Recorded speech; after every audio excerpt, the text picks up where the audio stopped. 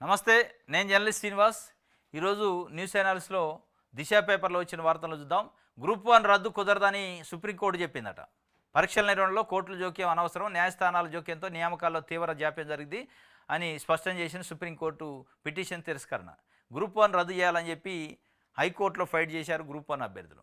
GO number 29ని రద్దు చేసి group 1 కూడా రద్దు చేయాలి, మాకు అన్యాయం జరిగిందని పోతే హైకోర్టు కొట్టేసింది. దానిపైన సుప్రీంకోర్టులో అప్పీల్ చేశారు. సుప్రీంకోర్టులో కూడా నిన్న వాళ్ళు వేసిన పిటిషన్ని తిరస్కరించింది సుప్రీంకోర్టు. గ్రూప్ 1 రద్దు అనేది కుదరదు. పరీక్షలు ఏదైతే పబ్లిక్ సర్వీస్ కమిషన్ ఎగ్జామ్స్లో కోర్టులు జోక్యం చేసుకోవడం వల్ల ఈ ఏదైతే ఆలస్యం అవుతుంది, కోర్టుల జోక్యం వల్ల అనవసరం అని చెప్పింది. దీనివల్ల నియామకాల్లో తీవ్ర జాప్యం జరుగుతుందని సుప్రీంకోర్టు చెప్పింది. కానీ వాళ్ళు అంటుంది ఏంటంటే అసలు జీవో నెంబరు 29 అనేది అది మాకు అన్యాయం చేస్తుంది. అంటే కోర్టులు న్యాయం అన్యాయాలపైన చట్టాలను దృష్టిలో పెట్టుకొని తీర్పులు ఇవ్వాలి, కానీ అంటే కుదరదు, తీవ్ర జాప్యం జరుగుతుంది, మేము పరీక్షలలో దూరకూడదు అని కోర్టులు చెప్పినాయి. మరి ఇది ఏ రకంగా వాళ్ళు తీసుకుంటారు? ఇప్పుడు మళ్ళీ డివిజన్ బెంచ్కి ఏమైనా పోతారో తెలియదు, కానీ వాళ్ళు అనేది ఏం చట్టం దృష్టిలో, చట్ట ప్రకారం మాకు అన్యాయం జరుగుతుంది, ఆ జీవో అనేది చట్ట విరుద్ధంగా ఉంది, ఆ జీవోని రద్దు చేయాలి, మళ్ళీ ఎగ్జామ్ పెట్టాలనేది. ఆ చట్ట ప్రకారమే ప్రిలిమ్స్ నుంచి మెయిల్స్కి ఫిల్టర్ చేసి తీసుకున్నారు. అసలు ఆ జీవో ప్రకారం 29 ప్రకారం ఆ 29 జీవోనే అక్రమం, అది అన్యాయంగా చేసిన జీవో. దాని ప్రకారం ఫిల్టర్ చేశారు ప్రిలిమ్స్ నుంచి మెయిన్స్కి, కాబట్టి మాకు అన్యాయం జరిగింది అని చెప్పి వాళ్ళు పోయారు. కానీ కోర్టు మరి ఆ చట్టం కానీ ఆ జీవోని తీసుకున్నట్టు కనిపించట్లా. వాళ్ళు చెప్పిన మాటలు ఏంటంటే, మేము జోక్యం చేసుకుంటే నియామకాల్లో జాప్యం జరిగిద్ది అన్నారు. సరే, నియామకాల్లో జాప్యం జరిగిద్దా కాదనేది పక్కన పెడితే జీవో ఏముందనేది మరి కోర్టు ఏం చూసిందో తెలియదు, కానీ ఇది ఒక వార్త వచ్చింది. వీళ్ళేం జీవోని చూడండి అంటున్నారు, వాళ్ళేం జాప్యాన్ని చూశారు. ఇది ఒక వార్త. ఇంకోటి, ఈ టర్మ్ అంతా రేవంత్ సీఎం, ప్రభుత్వంలో నేను నెంబర్ 2 కాదు 3 కాదు, నెంబర్ 11 అట. ఈ అసెంబ్లీ సమావేశాల్లో కొత్త 6 ఆమోదం, 2000 ఎకరాలు నిషేధిత భూములు బీఆర్ఎస్ స్వహా చేసిందట. జీవో 59 కింద 19 ఎకరాలు సైతం చేశారట. ఆధారాలతో సహా బయట పెడతాం. ఎప్పుడు పెడతారు? 1 ఇయర్ అయింది. 2000 ఎకరాలు స్వహా చేశారు, నిషేధిత ప్రొహిబిటెడ్ ల్యాండ్ అని మీరే చెప్తారు. దాంట్లో ఒక 19 ఎకరాలు జీవో నెంబర్ 59 అంటే అసైన్మెంట్ ల్యాండ్, అంటే పేదలకు ఇచ్చిన ల్యాండ్, అవి కూడా ఉన్నాయి అంటున్నారు. మరి ఇన్ని ఆధారాలు ఉన్నాక ఎందుకు అవుతున్నారు మీరు? బాంబులు పేల్తా అంటారు నవంబర్ 1 నుంచి. ఆ బాంబులు పేలకపోయా, జనం చూడకపోయా. మళ్ళీ ఇప్పుడేమన్నారు, 2000 ఎకరాలు ఆల్రెడీ స్వహా చేశారు, మా దగ్గర అన్నీ ఉన్నాయి ఆధారాలు అంటున్నారు. ఎప్పుడు పెడతారంటే, ఈ స్వాధీనం చేసుకుంటారట. ఇప్పుడే 4 ఏళ్లకు సరిపడా ఇందిరమ్మ ఇళ్ళు లబ్ధిదారుల జాబితా తయారు చేస్తాం, ఈ నెలలోనే కొత్త రేషన్ కార్డుల జారీకి చర్యలు. దిశ ఇంటర్వ్యూలో మంత్రి పొంగులేటి శ్రీనివాసరెడ్డి చెప్తుండు. ఈయన కొత్త పల్లవి ఎత్తుకుంటూ ఈ టర్మ్ అంతా రేవంత్ సీఎం. ఎందుకు అనుమానం వచ్చింది అసలు? ఎందుకు ఆ చర్చ వస్తుంది? రేవంత్ ఉంటాడా, ఊడుతాడా, ఉంచుతారా, పీకుతారా అని ఆ చర్చ ఎందుకు వచ్చింది? కానీ పొంగులేటి శ్రీనివాసరెడ్డి గారు అయితే చెప్పిండు, ఈ టర్మ్ అంతా ఆయనే ఉంటాడు, వచ్చే టర్మ్ నేనా ఇంకోళ్ళ తర్వాత ముచ్చటి, ఈ టర్మ్ అయితే ఉంటాడు, నేను నెంబర్ 2 కాదు 3 కాదు 2 కాదు 3 కాదు, నేను 11వ స్థానం నాది. అంటే అందరూ 2 అనుకుంటున్నారు. ముఖ్యమంత్రి తర్వాత ఆయనే కీలకమైన వ్యక్తి గవర్నమెంట్లో అని. కాబట్టి ఆయన క్లారిటీ ఇచ్చిండు, నేను 2 కాదు 3 కాదు 11వ స్థానం నాది. మరో 4 ఏళ్ళు సీఎంగా రేవంత్ రెడ్డి కొనసాగుతారు. ప్రభుత్వంలో నేను నెంబర్ 2 కాదు 3 కాదు, నా నెంబర్ 11. నిషేధిత జాబితాలో ఉన్న 2000 ఎకరాల భూములు బీఆర్ఎస్ నేతలు వాళ్ళ కుటుంబ సభ్యులు బంధువుల పేర్లపైకి మార్చేశారు. జీవో 59 కింద సుమారు 19 ఎకరాల భూమిని సైతం వారి దగ్గర వాళ్ళకి అప్పగించారు. ఇక్కడ ఒక్కో ఎకరం దాదాపు 100 కోట్లు ఉంది. ఆధారాలతో అక్రమాలన్నింటినీ బయట పెడతాం, తిరిగి ఆ భూములు స్వాధీనం చేసుకుంటాం అని మంత్రి పొంగులేటి శ్రీనివాసరెడ్డి అన్నారు. దిశకి ఇచ్చిన ఇంటర్వ్యూలో పలు ఆసక్తికర విషయాలు వెల్లడించారట. ఆ ఆసక్తి ఏం లేదు, దాంట్లో ప్రధానంగా ఏంటంటే రేవంత్ రెడ్డి మళ్ళీ 4 ఏళ్ళు ఉంటాడని. ఇంకోటి, ఇందిరమ్మ ఇళ్ళట మొత్తం 4 ఇయర్స్కి సరిపడా ఒకసారి సెలక్షన్ చేసి పెడతారట, దఫల వారికి ఇస్తారట. మొత్తం 20 లక్షలు ఇళ్ళు ఇస్తానంటున్నారు 5 ఏళ్లలో, సంవత్సరానికి 5 లక్షలు. 4 సంవత్సరాల సరిపడా ఒకసారి అభ్యర్థి అర్హుల్ని గుర్తించి పెడతారట. అది ఒకటి కీలకంగా చెప్పిండు. మరి ఎట్లా పెడతారో అది చూడాలి. 4 సంవత్సరాలు సరిపడా ఉంటారట అర్హులు.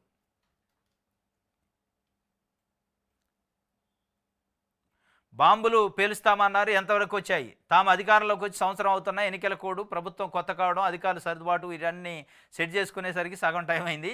మేము పరిపాలన చేసింది 3 నెలలు కూడా కాలేదు. విద్యుత్ కొనుగోలు సంబంధించి ఇప్పటికే ప్రభుత్వానికి నివేదిక అందింది. దీనిపై తదుపరి ఏం చేయాలనేది క్యాబినెట్లో చర్చించి నిర్ణయం తీసుకుంటాం. కాళేశ్వరంపై విచారణ జరుగుతుంది. ఫోన్ ట్యాపింగ్పై విచారణ సైతం కొనసాగుతుంది.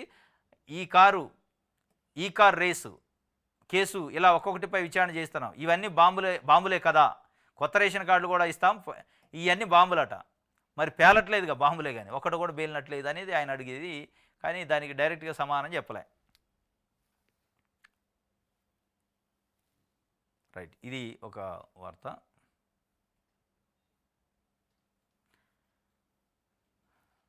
రైట్, 6 కాదు 160 ఇచ్చిన హామీలకు మించి అమలు చేసినాం. ప్రజా ప్రయోజనాల కోసం ప్రజాప్రభుత్వం రోజుకో వినూత్న ఆలోచనతో అడుగులేస్తుందట. 6 కాదు మేము అమలు చేసింది 160 అంటున్నారు. ప్రజలు ఏమనుకుంటున్నారు, 6లో 2 చేసిండు 4 చేయలేదని జనం అనుకుంటున్నారు. మీరు 160 లెక్క కనపడుతుంది. ఏందో మరి ఆ 160 ఏంటి? 160 ఏందనేది ప్రజలకు అర్థం కావట్లే. హామీలా లేదంటే హామీలు ఎగ్గొట్టినాయా? మీరు ఇచ్చిన హామీలలో 160 ఎగ్గొట్టారా, అమలు చేశారా? అంటే అమలు చేస్తే జనాలకు తెలుస్తుంది కదా.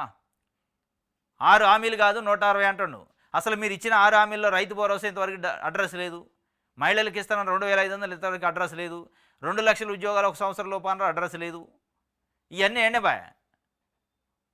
పెన్షన్లు పెంచుతారన్నారు, పెంచలేదు. ఇక 6 హామీలు ఎక్కడైనా 6 కావాలి, 160 ఎక్కడి అంటే సమాధానం లేదు. ఇది ఆయన చెబుతున్న ముఖ్యమంత్రి గారు. నేను 6 కాదు 160 హామీలు అమలు చేసినా ఇచ్చిన హామీల కంటే ఎక్కువ చేసిండట. ఇవి మీరు అనుకుంటే అంటే జనాలు అనుకోవాలి. కానీ ఆదాబ్ హైదరాబాద్ చూద్దాం.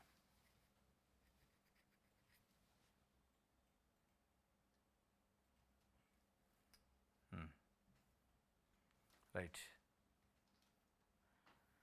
ఫీనిక్స్ నిర్మాణ సంస్థ బరి తెగించిందట. పుప్పాలగూడలో చెరువును చెరబట్టిన దగాకూర్ కంపెనీ సర్వే నెంబర్ 272, 273, 74లో నిషేధిత జాబితాలో ఉన్న ప్రభుత్వ భూమిని చెరువును కొల్లగొట్టి స్వాహా చేసి నా కేటిగాళ్ళు పెద్ద బంగ్లా కట్టిండు. ఫీనిక్స్ చెరువులోనే డైరెక్ట్, ఇది చెరువు, ఇగో ఏడ కట్టిండు బిల్డింగ్. మరి ఇది రంగనాథ్ గారు కనపడలేదా, హైడ్రా కనపడలేదు తెలియదు. ఈ కనపడవు, ఈ చిన్న నల్లపూసలు ఎక్కువ ఉన్నాయో కనపడవు. ఈ చిన్న చిన్న గుడిసెలు కనపడతాయి ఆయనకి. గుడిసెలో డేరాలు వేసుకొని ఉంటారు కదా, పట్టాలు వేసుకొని రెక్కాడితే డొక్కాడిన ప్రజలు ఉంటారు, వాళ్ళు కనపడతారు ఆయనకి. ఈ పెద్ద పెద్ద బంగ్లాలు అసలు కనపడవు ఆయనకు. అద్దాలు పెట్టుకొని కనపడలే. ఆల్రెడీ అద్దాలు పెట్టుకుంటారు కానీ ఈ కనపడలేదంట. దొడ్డిదారి నిర్మాణం అనుమతులు పొందిన కబ్జాకోరు కాసులకు కక్కుర్తిపడి అడ్డగోలుగా అనుమతులు ఇచ్చిన అధికారులు. స్పెషల్ చీఫ్ సెక్రటరీ హరిహరన్ ఆదేశాలు సైతం బేఖాతరు. ఫీనిక్స్కు వర్తించిన వాల్టా చట్టం 2002 నిబంధనలు. గండిపేట తహసీల్దార్ అక్రమాలపై క్రిమినల్ కేసులు నమోదు చేయకపోవడంలో మతలబ్ ఏంటి? 1000 కోట్ల విలువైన స్థలం అన్యాక్రాంతం అవుతుంటే రంగారెడ్డి జిల్లా కలెక్టర్ ఎంక్వైరీ చేసి చర్యలు తీసుకోవాలి. అవినీతి నిరోధక శాఖ అధికారులు దృష్టి సారించి కబ్జాలను కట్టడి చేయాలని కోరుతున్న సామాజికవేత్తలు. మీరు కోరతారు, వాళ్ళు చేయరు. సామాజికవేత్తలు ఎప్పుడు కోరుతూనే ఉంటారు. కానీ ఇగో ఫీనిక్స్ బరి తెగించి కడుతుండట ఎక్కడికడికి. వెల్కమ్ టు ఫోనిక్స్ అని చెప్పి ఇగో ఇక్కడ హైడ్రా కమిషనర్ రంగనాథ్ గారిని పిలుస్తున్న పుప్పాలగూడలోని ఫినిక్స్ చేస్తున్న చెరువు కబ్జా స్థలం. ఈ పిలుస్తూనే అట మిమ్మల్ని, మీరు పోవాలి. ఇక మీరు పిలిచినా పోరు, ఆడ పెద్ద పెద్ద బంగ్లాలు కనపడ్డా పోరు. ఎక్కడ పోతారు? నల్ల చెరువు, సున్నం చెరువు, ఇంకో చెరువు, చిన్న చిన్న వాళ్ళు ఉంటారు కదా మామూలు ప్రజలు, వాళ్ళ దగ్గర పోతారు. కూలినాలు చేసుకొని రెక్కాడితే డొక్కాడిన ప్రజలు ఉంటారు కదా, పేద ప్రజల ఇండ్లు మీకు కనపడతాయి. పెద్ద పెద్దోళ్ళు కట్టే ఒక 50 అంతస్తులు, 20 అంతస్తులు, 30 అంతస్తులు బిల్డింగులు మీకు కనపడవు, నల్లపూసలు అయ్యి. ఇది యథేచ్ఛగా డైరెక్ట్గా చెరువు బొమ్మ గిమ్మ అని ఇప్పుడు పోవాలి. హైడ్రా ఏందో పనితనం ఆడ చూపించాలి. ఇక్కడ చూపిస్తే బాగుంటుంది మీ పనితనం. సూంచేది లేదు కదా.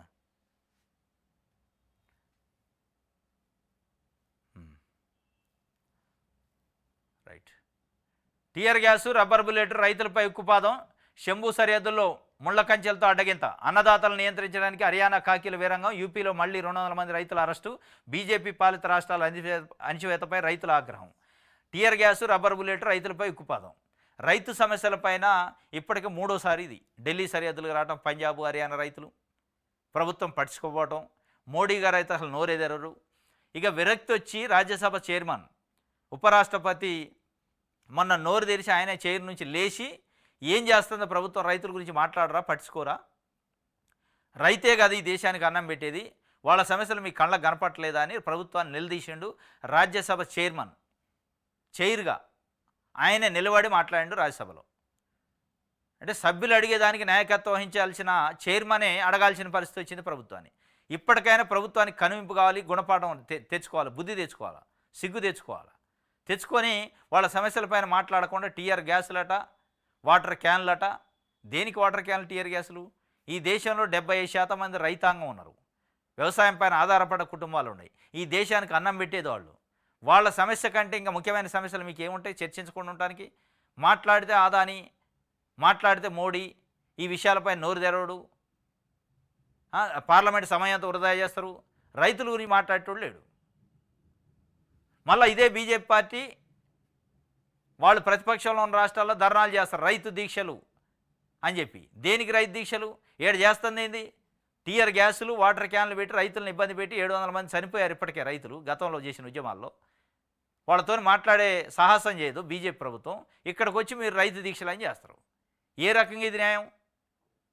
బీజేపీ పాలిత రాష్ట్రాల్లో మొత్తం అనగదొక్కుతుండట. అంటే హర్యానా, యూపీలో పోలీసులను పెట్టి అనగదొక్కుతుండ్రు పాపం వాళ్ళని, రైతుల్ని.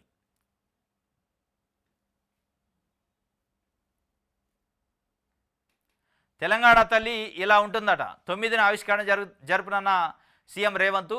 రాష్ట్ర సచివాలయ ప్రాంగణంలో ఆవిష్కరించబోయే తెలంగాణ తల్లి విగ్రహం నమూనా బహిర్గతమైంది. సగటు తెలంగాణ మహిళను దృష్టిలో ఉంచుకొని ఆ విగ్రహాన్ని రూపొందించారు. బంగారు అంచుతో కూడిన పచ్చడి చీరట. ఇది బంగారు అంచుతో కూడుకున్న పచ్చడి చీరే. ఎరుపు రంగు జాకెట్టు, నుదుట తిలకంతో తెలంగాణ తల్లిని రూపొందించినట్టు అధికారులు తెలిపారు. విగ్రహం చేతిలో మొక్కజొన్న, వరి, సజ్జ కంకులున్నాయి. విగ్రహం కింద గద్దెపై బిగించిన పిడికిళ్ళు, ఇగో ఈ బిగించిన పిడికిళ్ళు అనమాట, పిడికిల్ని చిత్రీకరించారు. ఇప్పటికే సచివాలయ ప్రాంగణానికి తరలించిన ఈ విగ్రహాన్ని సోమవారం ముఖ్యమంత్రి రేవంత్ రెడ్డి ఆవిష్కరిస్తారు. తెలంగాణ తల్లి విగ్రహం రూపురేఖలు మార్చారు. దీనిపైన పెద్ద వివాదం చేస్తున్నట్టు బీఆర్ఎస్. అది తెలంగాణ తల్లి కాదు, కాంగ్రెస్ తల్లి అని. అది తెలంగాణ తల్లి కాదు, దాని రూపురేఖలు వేరే ఉన్నాయని. కాంగ్రెస్ వాళ్ళని తెలంగాణ తల్లి మీరు పెట్టిందేమో కవిత రూపంలో ఉందని. ఇప్పుడు ఇది తెలంగాణ తల్లి కాదు, కాంగ్రెస్ తల్లి అయితే మీరు పెట్టింది బీఆర్ఎస్ తల్లే. ఎందుకు అనవసరమైన వివాదాలు? కాంగ్రెస్ పార్టీ ప్రభుత్వం ఏమంటుంది? సామాన్య మహిళ రూపంలో పెడతాం. ఇదివరకు ఉన్నది సంపన్నురాలు ఎట్లయితే ఉంటుందో అట్లా ఉంది. ఇది సంపన్నురాలకి ప్రతీకగా ఉండకూడదు. సామాన్య సగటు తెలంగాణ మహిళ ఎట్లా ఉంటుందో అట్లా ఉండాలి తెలంగాణ తల్లి విగ్రహం అని ఒక సాదా సీదాగా పెట్టారు. కింద పిడికిలు గుర్తుని, అంటే ఉద్యమంతో వచ్చింది తెలంగాణ కాబట్టి కింద ఆ తెలంగాణ తల్లిని పెట్టే విగ్రహం పెట్టే దిమ్మె పైన మొత్తం పిడికిలు గుర్తులు చుట్టూ పెట్టారు.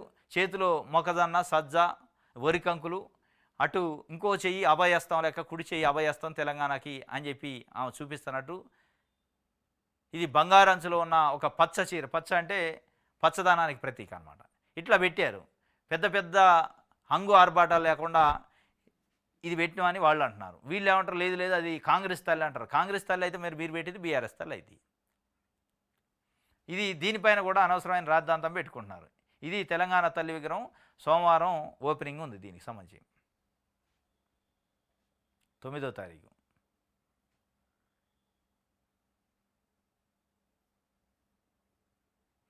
అంబేద్కర్ ఓపెన్ యూనివర్సిటీ వీసీగా గంటా చక్రపాణి ప్రభుత్వ ఉత్తర్వులు జారీ. బాధ్యతలు స్వీకరించి చక్రపాణి అంబేద్కర్ ఓపెన్ యూనివర్సిటీకి వీసీగా గంటా చక్రపాణి ప్రొఫెసర్ అయినా, అందులోనే అంబేద్కర్ ఓపెన్ యూనివర్సిటీలో ప్రొఫెసర్ చేస్తున్న ఆయన టీఎస్పీఎస్సీకి తెలంగాణ ఏర్పడ్డాక మొట్టమొదటి చైర్మన్గా చేసిండు 6 సంవత్సరాల పాటు.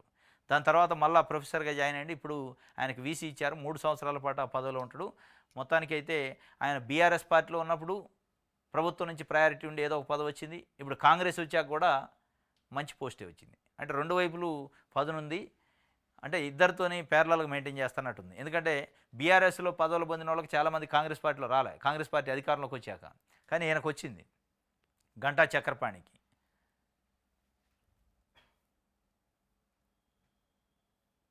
త్వరలో 6,000 మంది టీచర్లు భర్తీ చేస్తారట. జాబ్ క్యాలెండర్ ప్రకారం ఉద్యోగాలు భర్తీ చేస్తాం. కాంగ్రెస్ ప్రభుత్వంలో 52,000 కోట్ల అప్పు తెచ్చాం. బీఆర్ఎస్ హయాంలో 7 లక్షల కోట్లు అప్పు చేశారు. త్వరలోనే కొత్త విద్యుత్ విధానం ప్రకటిస్తాం. విలేకరుల సమావేశంలో ముఖ్యమంత్రి బట్టి విక్రమార్క. త్వరలో 6,000 టీచర్ల పోస్టులు డిఎస్సీ వేస్తారట. మొన్న 11,000 వేశారు, ఇప్పుడు ఒక 6,000 వేస్తారట. అదొక తీపి కబురు చెప్పిండు బట్టి విక్రమార్క గారు, ఉప ముఖ్యమంత్రి. రైట్.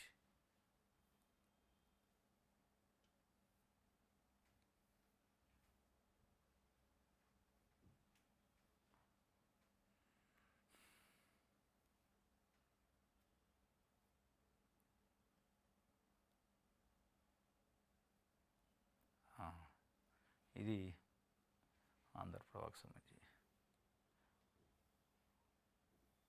సాక్షి. సంబరాలు నిరసనలట. ప్రభుత్వం కాంగ్రెస్ ప్రభుత్వం ఏడాది పాలన వేళ రాజకీయ వేడి పుట్టింది. పోటాపోటీగా ప్రజల్లోకి వెళ్లేందుకు అధికార ప్రతిపక్షాల ఏర్పాట్లు, రైతు పండగ మొదలు తెలంగాణ తల్లి విగ్రహావిష్కరణ వరకు దూకుడుగా అధికార పక్షం. రాష్ట్రమంతటా కలియదిరుగుతున్న సీఎం రేవంత్, డిప్యూటీ సీఎం బట్టి, ఇతర మంత్రులు. శాఖల వారీగా ప్రగతి నివేదికలు విడుదల. 7, 8, 9 తేదీలో అట్టహాసంగా వేడుకలు. మరోవైపు బీజేపీ ఛార్జ్షీటు, నేడు నడ్డా రాక. 6 అబద్ధాలు, 66 మోసాల పేరుతో సభ, నిరసన కార్యక్రమాలతో గులాబీ దళం హడావుడి. ఒకవైపు సంబరాలు జరుగుతున్నాయి, ప్రభుత్వం చేసుకుంటుంది, ఇంకొక వైపు నిరసనలు. నిరసనలు ఏంటంటే మీరు ఇచ్చిన 6 హామీలకే దిక్కు లేదురా నాయన. 6 హామీలు ఇచ్చి 66 మోసాలు చేశారని ఇలా సరూర్ నగర్ గ్రౌండ్లో బీజేపీ ఒక ప్రోగ్రాం తీసుకుంది బీజేపీ పార్టీ. ఇంకొక 7, 8, 9 తారీఖులలో తెలంగాణ ప్రభుత్వం సంబరాల పేరుతోని మేము 6 హామీలు కాదు 166 హామీలు అమలు చేసినామని రేవంత్ రెడ్డి చెప్తుండు. మరి 6 హామీల అమలు కరెక్టా, 166 హామీల అమలు కరెక్టా, లేదంటే బీజేపీ చెబుతున్న 6 హామీలు 66 మోసాలు కరెక్టా, బీఆర్ఎస్ చెబుతున్న మోసం చేసి అధికారంలోకి వచ్చిండు, మోసపూరితమైన మాటలు చెప్పి అమలు చేయట్లేదని బీఆర్ఎస్ చెబుతున్న కరెక్టా అని ప్రజలు తెలుసుకుంటారు. కానీ మొత్తానికైతే ఇది ఒకవైపు సంబరాలు, ఇంకొక వైపు నిరసనలు జరుగుతున్నాయి. ఇంకోటి ఎర్రవేలులో నిన్న బీఆర్ఎస్ సంబంధించి శాసనసభ పక్ష భేటీ జరిగింది. ఎందుకంటే అసెంబ్లీ ఉంది కదా 9 నుంచి, దాని సందర్భంగా ఎమ్మెల్యేలు ఎమ్మెల్సీలను పిలుచుకోండు కేసీఆర్ ఫామ్ హౌస్కి పిలుచుకొని మాట్లాడిండట. సర్కారును ఎలా ఎదుర్కొందాం, ఏం చేద్దాం, ప్రభుత్వం మన పైన పెడుతున్న కేసులు కానీ, మనం ప్రభుత్వాన్ని నిలదీయాల్సిన అంశాలు కానీ వాళ్ళు కార్నర్ చేస్తే ఏం చేయాలనేది పార్టీ ఎమ్మెల్యేలు ఎమ్మెల్సీలకి సంయుక్త భేటీలో దిశానిర్దేశం చేస్తున్నట కేసీఆర్. అసెంబ్లీ సమావేశాల్లో అనుసరించాల్సిన వ్యూహాలపైన చర్చ జరిగిందట. తెలంగాణ తల్లికి కొత్త రూపం ఇవ్వడం పైన వ్యతిరేకత, కాంగ్రెస్ విజయోత్సవాలకు ధీటుగా బీఆర్ఎస్ కార్యక్రమాలు, ఎర్రవెల్లి నివాసంలో కేసీఆర్తో కేటీఆర్ భేటీలో నిర్ణయాలట. ఇది జరిగింది. మొత్తానికి దిశానిర్దేశం చేసిండట. ఏం చేయాలి, ఎట్లా అడ్డుకోవాలి అసెంబ్లీని, ప్రభుత్వాన్ని ఇరుకుని ఎట్టబెట్టాలి, ప్రజల పక్షాన్ని ఎట్లా మాట్లాడాలని. బోనస్ బొక్కేస్తున్నారట. ధాన్యం దళారుల అక్రమ దందా. కర్ణాటకలో సన్నద రకం తక్కువ ధరకు కొని తెలంగాణ నమ్మకాలు. పొరుగు రాష్ట్రం నుంచి నిరాటకంగా కొనుగోలు కేంద్రాలకు స్థానిక రైతులకు ఎంతో కొంత ముట్టజెప్పి వారి పేరిట విక్రయం. 500 బోనస్తో కలిపి క్వింటాలకు 800 వరకు దండుకుంటున్న వైనం. పిఎస్సిఎస్లు పెద్దలు, అధికారులు, సిబ్బంది కుమ్మకితో యథేచ్ఛగా దందా. కర్ణాటక ధాన్యం తీసుకొని వచ్చింది ఇదే మిల్లుకు. సర్వా సొసైటీ అధికారులు ఇచ్చిన మార్కెట్ రసీదు. ఈ బోనస్ బొక్కేస్తారట. ఎట్లా బొక్కేస్తారు? ఇక్కడ ఒక కింటాకి 500 రూపాయల బోనస్ తెలంగాణ ప్రభుత్వం సన్న రకాలకి ఇస్తుంది. కర్ణాటకలో పడిన సన్నాలని తక్కువ ధర కొనుక్కొచ్చి ఇక్కడ రైతుల పేరు మీద అమ్మి ఒక కింటాకి ఒక 500 బోనస్ వద్ది, మళ్ళీ ఇంకో 300 ప్రభుత్వం ఇచ్చే ధర కూడా ఎక్కువ ఉంది. మొత్తం కింటాకి 800 రూపాయలు లాభం పొందేదానికి మొత్తం దళారులు బొక్కేస్తున్నారట రైతుల పేరుతో. కాకపోతే రైతులు కూడా ఇట్లాంటి వాళ్ళకి సహకరించొద్దు. సహకరిస్తే మీకు రావాల్సిన బోనస్కి గండిపడింది, మన ప్రభుత్వానికేగా నష్టం. మొత్తానికి ఇది చేస్తారట.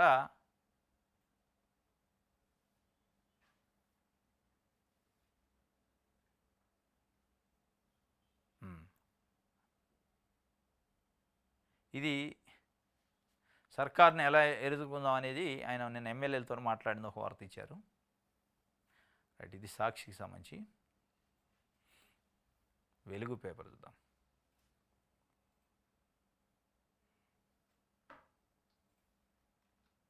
బెనిఫిట్ షోలు బంద్ అట. మీ షోల కోసం జనం ప్రాణాలు తీస్తారా? మహిళ చనిపోయిన సినిమా హీరో స్పందించరా? పుష్ప 2 టీంపై మంత్రి కోమటిరెడ్డి వెంకటరెడ్డి ఫైర్ అయ్యిండు. బెనిఫిట్ షోలు బంద్ అట కథం. మొన్న RTC cross road, Hyderabad RTC cross రోడ్లో సంధ్యా థియేటర్ దగ్గర ఆయన వితౌట్ ఇన్ఫర్మేషన్తో అల్లు అర్జున్ ఆ సినిమాకు వచ్చిండు ప్రీమియర్ షోకి. ఆయన చూడటానికి కొన్ని వేల మంది ప్రజలు వచ్చారు. అక్కడ ఇరుగ్గా ఉంటుంది. తొక్కేసలాట్లో ఒక మహిళ చనిపోయింది. ఆ మహిళ చనిపోవడం అనేది పెద్ద ఎత్తున సెన్సేషన్ అయింది రాష్ట్రంలో. దానిపైన పెద్ద చర్చ జరిగింది. సినిమాల కోసం తొక్కేసలాట అయింది, చనిపోవడం అయింది, ఎటుపోతుంది వ్యవస్థ అని. దానిపైన నిన్న cinematography minister Komatireddy Venkatareddy benefit షోలకు బంధు, మీ షోల కోసం జనాలు ప్రాణాలు తీస్తే మేము ఊరుకోము, మహిళ చనిపోయినా కానీ స్పందించలేదు అని చెప్పి. కానీ మొత్తానికి అయితే బెనిఫిట్ షోలకి ఏతం వచ్చింది, ఆమె చనిపోవటం. నేరగాళ్లకు నో ప్రోటోకాల్. వాళ్ళు రాజకీయ నాయకులైనా సరే సీఎం రేవంత్ రెడ్డి పోలీసులతో అమర్యాదగా ప్రవర్తిస్తే క్షమించేది లేదని హెచ్చరిక. ఎవరైనా స్టేషన్కి వచ్చి డాబు దర్పం ప్రదర్శిస్తే చక్కగా బొక్కలు వేయండి. పేదలు బాధితులపై మాత్రమే సానుభూతి చూపండి. పోలీసుల పేరు వింటేనే క్రిమినల్స్ భయపడేలా చేయండి. హోంగార్డులకు హెల్త్ కార్డులు మాడిస్తే 5 లక్షల రూపాయల పరిహారం అని చెప్పి చెబుతుండు. నో ప్రోటోకాల్ అట నేరగాళ్ళకి. ఎవరు నేరగాళ్ళు అంటే పాడి కౌశిక్ రెడ్డి మొన్న బంజారాహిల్స్ పోలీస్ స్టేషన్లో గొడవ చేసిండు, ఇది చేసిండు, గొడవ చేసిండు అనేది దానిపైన మాట్లాడుతాను. ప్రోటోకాల్ ఇవ్వద్దు, ఫ్రెండ్లీ పోలీస్ అంటే నేరగాళ్లతోనూ కాదు, ఫ్రెండ్లీ ప్రజలతోని అని చెప్పి ఈ పేరు చెప్పి జనాల మీద ప్రతాపం చూపిస్తారు పోలీసు వాళ్ళు. మీరు అనుకుంటున్నట్టు ఈ అడావుడి చేసేటోళ్ళని ఏమనరు, ఈ అడావుడి చేసేటోళ్ళని ఖద్దరు సొక్కా బ్యాచ్ని ఎవడు ఏమండు, మళ్ళా సామాన్యులకే ఇబ్బంది. మీరు ఫ్రెండ్లీ పోలీస్ అంటే అది కాదని చెప్తున్నారుగా. ఫ్రెండ్లీ పోలీస్ అంటే వాళ్ళు ఏమనుకుంటారు, ఖద్దరు సొక్కా వాళ్ళతో కాకి సొక్కాలు సవాసం చేయటం ఫ్రెండ్లీ పోలీస్ అనుకొని పోలీసులు అనుకుంటారు. మళ్ళీ పేద ప్రజలకు ఇబ్బంది అయింది, మళ్ళీ అదే ఖద్దరు సొక్కాల పైన ఆధారపడి పోలీస్ స్టేషన్ అడుగు పెట్టాల్సి వస్తుంది. మళ్ళీ ఆ వ్యవస్థను ఎందుకు తొలగిస్తారు? మీరు ఎవరో ఒకళ్ళిద్దరిని అడావుడి చేసే వాళ్ళని గడబడి చేసే వాళ్ళని ఆధారంగా చేసుకొని మొత్తం వ్యవస్థకు అప్లై చేస్తే అది ఇబ్బంది అవుతుంది. మీరు కౌశిక్ రెడ్డిని ఉద్దేశించి లేదా బీఆర్ఎస్ నాయకులను ఒకళ్ళిద్దరిని ఉద్దేశించి చేస్తే అది పేద ప్రజలకు అన్యాయం జరిగింది. ఇది ఒక వార్త. నేడు నల్గొండకు సీఎం అట. బ్రాహ్మణ వెల్లంల ప్రాజెక్టు మెడికల్ కాలేజీని ప్రారంభించిన రేవంత్ రెడ్డి. మెడికల్ కాలేజీ వద్ద లక్షలాది మందితో బహిరంగ సభ. నేడు నల్గొండలో ఈరోజు సీఎం సభ ఉందట. మెడికల్ కాలేజ్ ఒకటి ఓపెనింగ్, బ్రాహ్మణ వెల్లంల ప్రాజెక్టు కూడా ఓపెనింగ్ ఉందట. రైట్, ఇది దిశకు సంబంధించి ఆంధ్రప్రభ చూద్దాం. ప్రజారక్షణకు ప్రాధాన్యం, కంటికి రెప్పలా కాపాడతాం, శాంతి భద్రతలకు పెద్దపేట, ఇది మా 7వ గ్యారంటీ. ఇంకా 6 కాలేదుగా, 7వది ఇచ్చిండు. 6 కంప్లీట్ కాలేదని జనం అంటున్నారు. నేర నియంత్రణలో పోలీసులకు ఫ్రీడమ్. పోలీస్ అంటే నేరగాళ్ళు వణికిపోవాలి, వారికి ప్రోటోకాల్ ఉండకూడదు, బాధితులకు మాత్రమే ఫ్రెండ్లీ పోలీసింగ్. జనవరి నుంచి హోంగార్డుల వేతనాలు పెంపు, ఇక రోజుకు 1000 రూపాయలు. 2000 మందితో ఎస్డిఆర్ఎఫ్, కొత్త లోగో ఆవిష్కరణ, ట్రాన్స్జెండర్లతో ట్రాఫిక్ నియంత్రణ, ఆ వర్గానికి డబుల్ బెడ్రూమ్ ఇళ్ళు కూడా ఇస్తారట. కంటికి రెప్పలాగా ప్రజారక్షణకు ప్రాధాన్యత ఇచ్చి కంటికి రెప్పలాగా కాపాడతారట. మొత్తానికైతే ఫ్రెండ్లీ పోలీసింగ్ ఉండదు అంటుండు, ఉండకూడదు అంటుండు. కానీ మీరు ఎవరికి అంటున్నారు, సామాన్య ప్రజలకు ఉండాలి కానీ మిగతా వాళ్ళకు ఉండకూడదు అంటున్నారు. కానీ పోలీసులు ఏం చేస్తారంటే సామాన్య ప్రజలకే దూరం చేస్తారు ఫ్రెండ్లీ పోలీసులని. అది కాస్త గుర్తుపెట్టుకోండి. నిండు సభలో నిలదీద్దాం, అసెంబ్లీ సమావేశాలకు బీఆర్ఎస్ సమాయత్తం. హైడ్రా, లగచర్ల, ఫుడ్ పాయిజను, మూసి వంటి సమస్యలపై ఎదురుదాడికి సిద్ధం. ఎమ్మెల్యేలు, ఎమ్మెల్సీలకు బీఆర్ఎస్ అధినేత మార్గదర్శనం. సమావేశాలకు కేసీఆర్ హాజరయ్యే ఛాన్సు, మండలిలో బీఆర్ఎస్కే పట్టు అని చెప్పి నిండు సభలో నిలదీస్తారట. హైడ్రా పైన, లగచర్ల పైన, ఫుడ్ పాయిజను, మూసి వంటి సమస్యలపైన.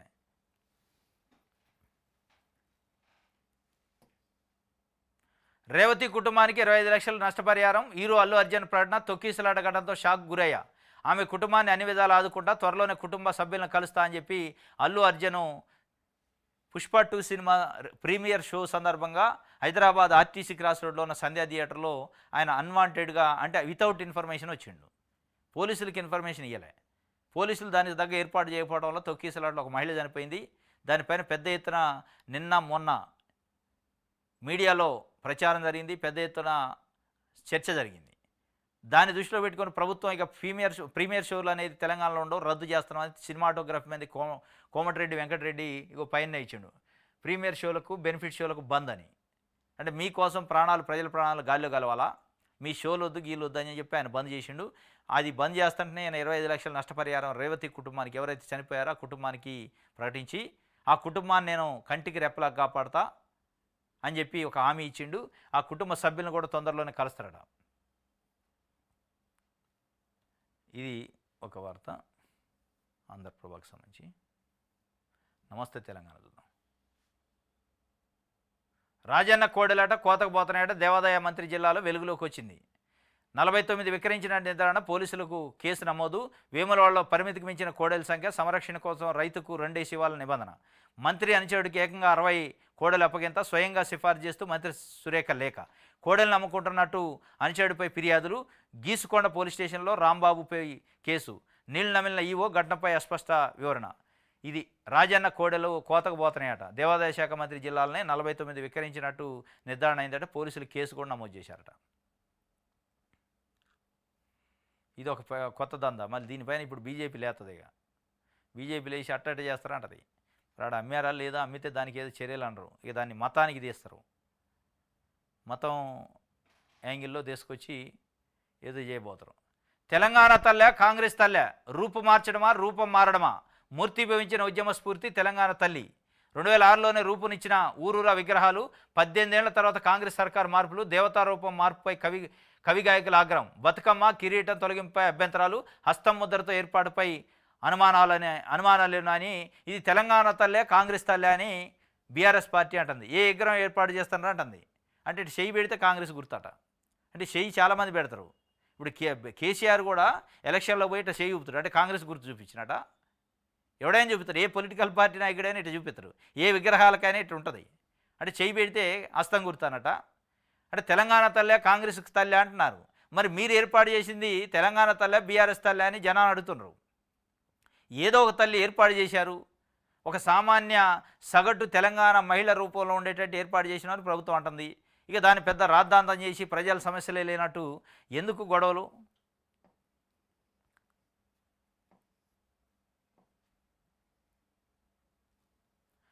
అడుగు పెడితే అరెస్ట్ అయినట. బీఆర్ఎస్ ఆందోళనలో సిగ్గుచేటు, ఐఏఎస్ వర్షిణి వివాదాస్పద వ్యాఖ్యలు చేశారు. గురుకులాల్లోకి వస్తే క్రిమినల్ కేసులు పెడతారట. గురుకులాల్లోకి అడుగు పెడితే అరెస్ట్ చేస్తారట. అడుగు పెడితే అరెస్ట్ చేయటం కాదు మేడం, మీరు చేయాల్సింది అక్కడ ఫుడ్ పాయిజన్ అవుతుంటే అరెస్ట్ చేయాల్సింది ఎవరిని, కేసులు పెట్టాల్సింది ఎవరిని? ఆ వార్డెన్ని, ఆ ప్రిన్సిపాల్ని. ఒక్కళ్ళపైన పెట్టారా మీరు? అంటే మీరేమో పురుగులు అన్నం పెట్టాలి, ఫుడ్ పాయిజన్ అయి పిల్లలు చనిపోవాలి, ఫుడ్ పాయిజన్ అయి హాస్పిటల్ పాలు కావాలి, తేళ్లు పాములు కలిసి పిల్లలు చనిపోవాలి, కానీ పరామర్శకు వస్తే అరెస్టులు చేస్తారా, క్రిమినల్ కేసులు పెడతారా? మరి ఈ నిర్లక్ష్యానికి కారణం పైన ప్రభుత్వం పైన, ప్రభుత్వ అధికారుల పైన ఎందుకు పెట్టకూడదు క్రిమినల్ కేసులు? ఏ పేద పిల్లల ప్రాణాలంటే మీకు లెక్కలేవా? అడుగు పెట్టకూడదా? అదే మీ సొంత జాగిరా, మీ సొంత ఆస్తా? అది ప్రభుత్వానికి సంబంధించిన హాస్టలు, ఎందుకు అడుగు పెట్టరు? మీరు చేస్తున్న ఇట్లాంటి వ్యవహారాల వల్ల, మీ అసమర్థత వల్ల, నిర్లక్ష్యం వల్ల అడుగు పెడతారు, పరామర్శిస్తారు. తప్పే ఉంది అందులో? ఆమె చెబుతుంది అడుగు పెడితే అరెస్టులేనట, ఆందోళన సిగ్గుచేటట. ఏంది సిగ్గుచేటు? ఫుడ్ పాయిజన్ అయి పిల్లలు చచ్చిపోవడం సిగ్గుచేటు మీకు.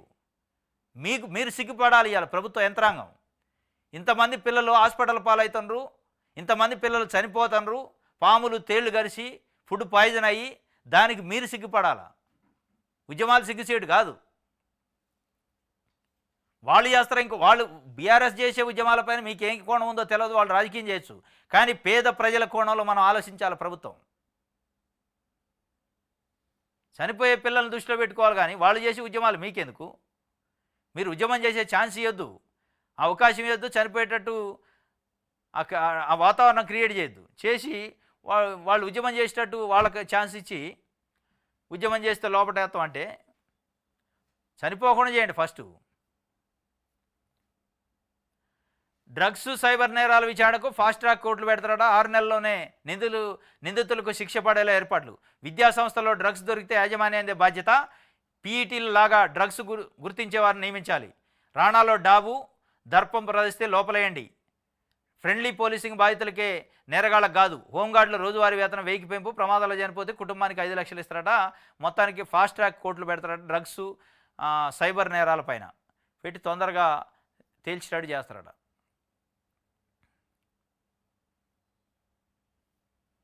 రైట్, ఇది ఆంధ్రజ్యోతికి సంబంధించి.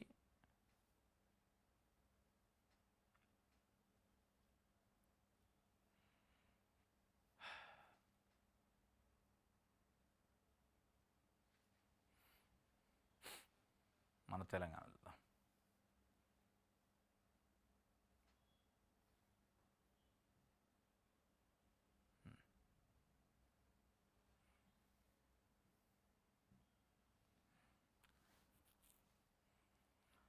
తప్పు చేస్తే ప్రోటోకాల్స్ ఉండవు, ప్రజాప్రతినిధులైనా అదే నిబంధన, నేరగాళ్ళు భయపడేలా పోలీసింగ్ చేయాలని చెప్పి ఆయన చెప్తుండు ముఖ్యమంత్రి గారు. కొత్త మార్గాల్లో సింగరేణి విస్తరణట. అరుదైన మూలకాలు, ఖనిజాల గనులపై దృష్టి. 3 కన్సల్టెన్సీ సంస్థల నియామకానికి కసరత్తు అని చెప్పి ఒక వార్తని ఈనాడు పేపర్ ఇచ్చింది. 300 రూపాయలకే ఇంటర్నెట్ కనెక్షన్ అట. మొదటి దశలో 2096 గ్రామ పంచాయతీల్లో 8న ఫైబర్ నెట్ను ప్రారంభించిన సీఎం. 300 రూపాయలకే వస్తుందట, టీవీకి కనెక్ట్ చేసుకోవచ్చట. ఇది ఒక వార్త. తొందరలో 2096 పంచాయతీలకి మొదటికి ఇస్తారట. ఇది ఈనాడు సంబంధించి. ఇది ఈరోజు న్యూస్ అనాలిసిస్లో వార్తల విశ్లేషణ. రేపు తాజా వార్తలతో తిరిగి కలుసుకుందాం. Thank you.